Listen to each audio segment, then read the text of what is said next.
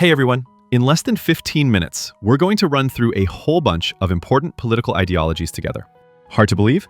Stick with us and you'll see exactly how we pull that off. Imagine that in the time it takes for a short break, you could get to know everything from conservatism all the way to anarchism. That's exactly what this video is going to do, so stay with us till the end. You're probably going to be surprised. First things first, let's define what an ideology is. In simple terms, an ideology is a set of political and social ideas and beliefs that tells you how society should be run, or which values matter more. Now let's dive into the most famous ones. Conservatism. As the name suggests, it's all about protecting and keeping traditional values. A conservative usually puts a lot of emphasis on the traditional family, dad, mom, kids, organized religion, a strong military, and individual property rights. Conservatives don't like rapid change, and they believe things should move slowly and with respect for traditions. If something has already proven it works, why change it? That's basically their motto in a nutshell. Liberalism. In modern history, liberalism is known as one of the most important ideologies. Liberals believe every person has rights that must be respected, and that a government gets its legitimacy from the people. Liberalism says everyone is equal before the law, and no one is above the law. This school of thought supports a free market, free elections between multiple parties, separation of powers in government, and separation of religion and state. It also really cares about basic rights like privacy, freedom of speech, a free press, freedom of assembly, and freedom of religion. If all this sounds familiar, it's because a lot of countries today have some form of liberal democratic system. Moderation/centrism. Moderates try to keep their views inside a range that feels acceptable to most people. That's connected to what's called the Overton window, meaning the range of opinions that are seen as acceptable by most of society. Moderate people usually aren't super deep into politics. In a way, politics just isn't their top priority. Still, they have a general idea of what's going on, but they don't go to extremes. Being moderate means not this extreme, not that extreme. Capitalism. This is an economic system built on private ownership. It means companies, factories, and productive resources belong to individuals or private firms, and they're run to make a profit. Key features of capitalism are private property, free exchange, free trade, competition between businesses, division of labor, and social cooperation to keep the economy running. This is basically the system that runs in most economies around the world. Socialism. Socialism comes in lots of different forms and is really more of an umbrella concept, but its core idea is that workers and ordinary people themselves should own the means of production, like factories. In its classic form, socialism supports workers' cooperatives, meaning factories are run democratically by the workers themselves. Participatory management at work and economic democracy are some of its key principles. In more modern versions, socialist governments usually raise taxes heavily on the rich and nationalize key industries like energy, water, and transportation. One of the core values for socialists is social or collective ownership instead of private ownership. Syndicalism. You could say syndicalism is like the child of socialism. It believes the best way to reach a socialist society is through workers' unions, syndicates. So workers should build their own revolutionary organizations at their workplaces. Syndicalists argue that workers should form independent local organizations, called syndicates, where they work. And through strikes and direct action, they push their demands forward. In their view, this is the best way to get rid of capitalism. If a post-capitalist society actually happens, syndicalists imagine a big Congress made up of these syndicates, or workers' communes, that takes over running things and basically pushes aside the old-school central state. Corporatism. Corporatism supports organizing society based on different professional groups or guilds. For example, agriculture, industry, the military, engineering, and so on. Everyone belongs to one of these groups based on their skills and interests.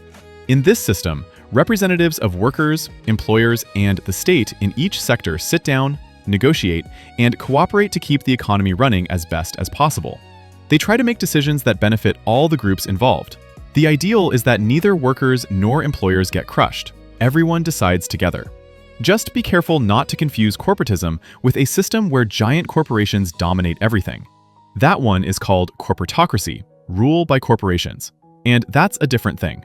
Corporatism is more about cooperation between organized groups than about mega companies holding all the power. Libertarianism. Libertarians see freedom as the core value, and they want people's personal and political autonomy pushed to the max. They accept only a very small and limited government, one that just handles the absolute essentials. Libertarianism basically accepts the core ideas of liberalism, like equality before the law and the right to life, liberty, and property.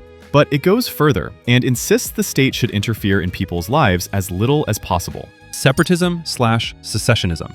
This ideology is about forming a new, independent country or state by breaking away from an existing one. In other words, a region or group wants to split off from the current state and create its own independent government. Famous examples include movements like Catalonia wanting independence from Spain, or Scotland from the United Kingdom, which you've probably heard about.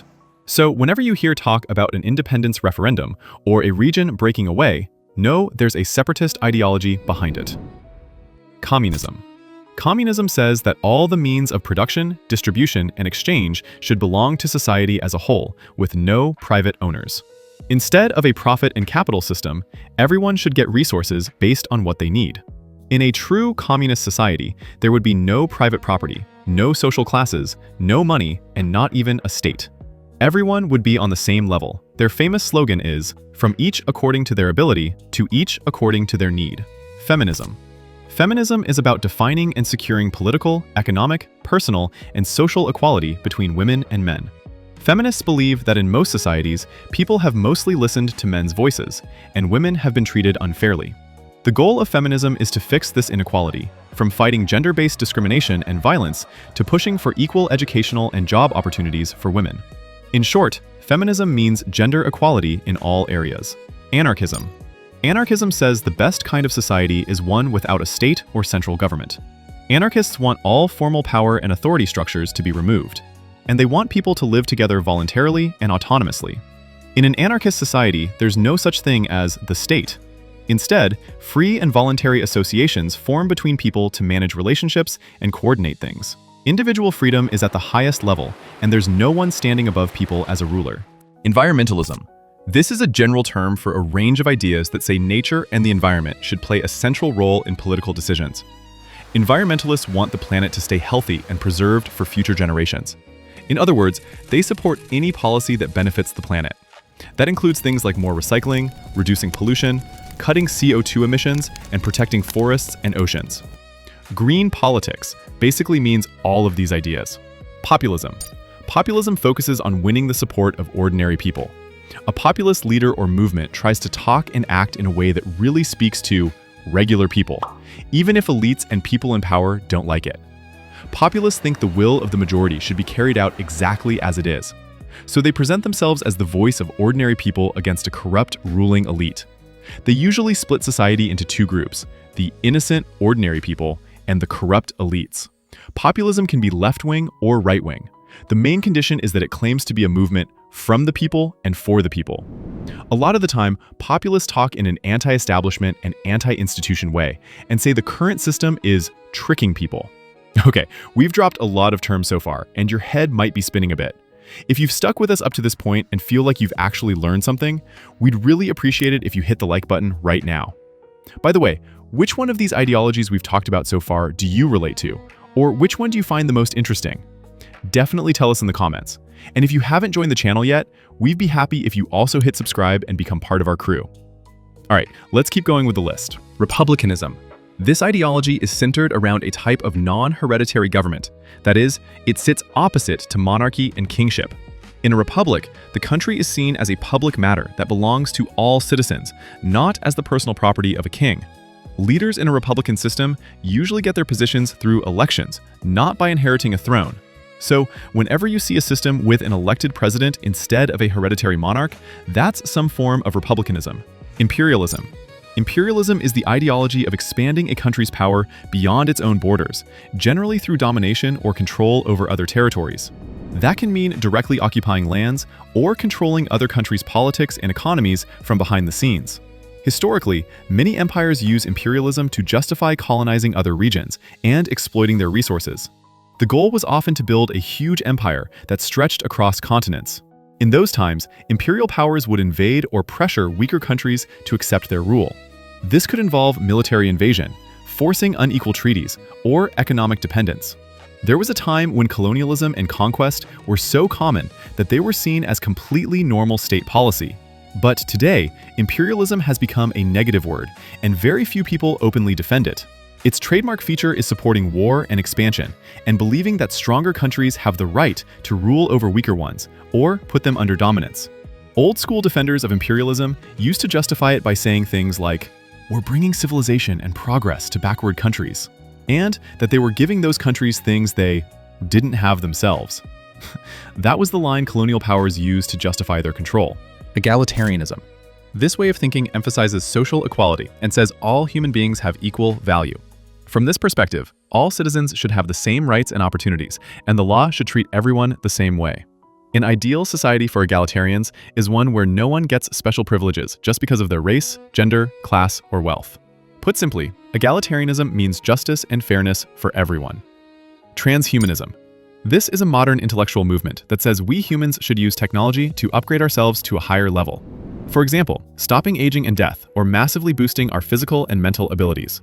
Supporters of transhumanism believe technology can solve humanity's biggest challenges. Their ultimate goal is for people to be able to live very long lives, maybe even indefinitely, and to gain super advanced bodies and minds that don't have today's limitations. Communitarianism. Communitarianism puts the focus on the community as the main unit of human life. It says the individual doesn't really make sense without a community, and true happiness only happens when the community's well-being comes first. This view often says the endless left versus right fight, individual versus state, has actually held progress back. Instead, it argues we should mix useful policies from both sides so the common good of society is protected. Community matters more than pure, selfish individualism. Communitarianism is against extreme individualism because it claims that if everyone only thinks about themselves, the whole society gets hurt. There has to be a balance where both individual freedom and collective benefit are protected. Authoritarianism. This is a type of government where power is concentrated in the hands of one very strong center or leader, and everyone has to obey them. An authoritarian government limits political and civil freedoms and doesn't tolerate opposition. Most dictatorships, and even old absolute monarchies, can be seen as examples of authoritarian rule. In this kind of system, the country's leader might imprison or crush opponents, and ordinary people have no real say in big decisions. They're just expected to obey. Fascism. Fascism claims that when people are divided, they're weak, but when they're united under one flag, they become truly powerful. That flag can be the nation, a race, a party, or any symbol that people rally around and become unified under. Fascism is an authoritarian ideology. It believes in a totally powerful state and doesn't accept the idea that people should be able to choose between multiple parties. Usually, a single dictator sits at the center of power, and the separation of powers is rejected. Another big feature of fascism is extreme nationalism, ultra-nationalism. The idea that the nation should only think about its own interests, and other nations' rights basically don't matter. This kind of nationalism is usually tied to militarism. Fascists believe the country should have an extremely strong army, so it can expand its interests in any way possible and be stronger than any threat. Fascism also brutally silences any opposing voice. From a fascist point of view, there's a natural hierarchy between people, and not everyone is on the same level. Individuals are expected to sacrifice their personal interests and desires for the sake of the greatness and glory of their nation or race. The individual has to be in service of the collective, the nation or race. Nazism. Nazism is basically fascism plus a heavy dose of hardcore racism. The Nazis famously claimed that the so-called Aryan race, as they defined it, was superior to all others and should rule over the rest of the world for progress to happen. In Nazi thinking, an Aryan pureblood person was white, non-Jewish, healthy, with no physical or mental defects, and heterosexual. Anyone who didn't fit that box was labeled an inferior human. The Nazis believed in their racial superiority so strongly that to purify society of people they saw as useless, they committed horrific crimes. They killed or imprisoned millions of people in camps just for being Jewish, having disabilities, or having different sexual orientations. They even had something called racial hygiene, or eugenics, meaning they wanted to improve humanity by removing the so-called weak elements. In short, Nazism mixed the worst sides of nationalism and authoritarianism and led to some of the biggest disasters in history. So, congrats, you've just gone through a whole bunch of different political ideologies with us in just a few minutes. See? These complicated isms actually can be explained quickly and clearly. Now, if you hear one of these names, you've got a rough idea what it means.